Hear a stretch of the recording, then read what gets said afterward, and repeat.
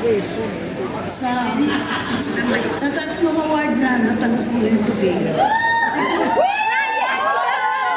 Sa PNPC, Nobel, sa lahat. Maraming salamat sa lahat ng mga fans.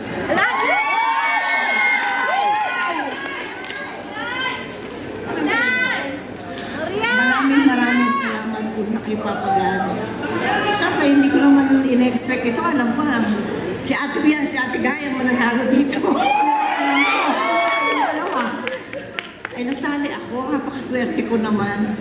Unang-una gusto ko magpasalamat sa mga kasama ko sa trabaho.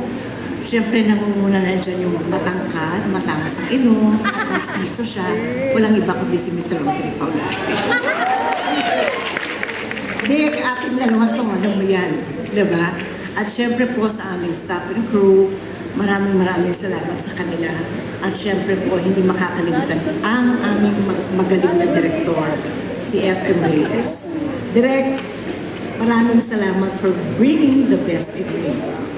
Salamat talaga. Para sa inyo to, mga may diferensya,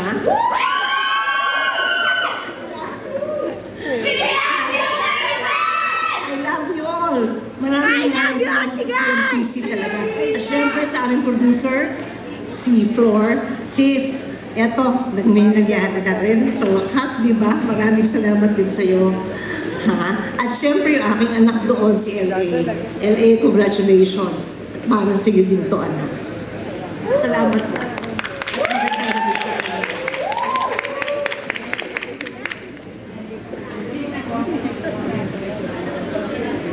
Magandang gabi po sa inyong lahat. Di po nakapunta si Ate V tonight at masama po ang pakiramdam. Kaya nagpapaumanhin po siya sa inyong lahat. On behalf of Ate V, I would like to receive this award for her. It has been a great pleasure working with Ate V in our first movie venture. We are so lucky to have her in this film. We learned a lot from her. She has been helping us, guiding us, along with Boyet De Leon, every aspect of making this movie possible. Her many years of experience and dedication in her craft and support in this industry has really helped us make this film successful. We are forever be grateful to her and Boyet for taking the risk in accepting our movie project. We at JJ Productions, as a new producer, appreciate this kind of award-giving body in recognizing our efforts, hard works, and financial risk. Hence, we will continue to produce more movies in order to support this industry. Thank you so much to the men and women behind PMPC Awards, and more power to you. I would like to take this opportunity also to thank my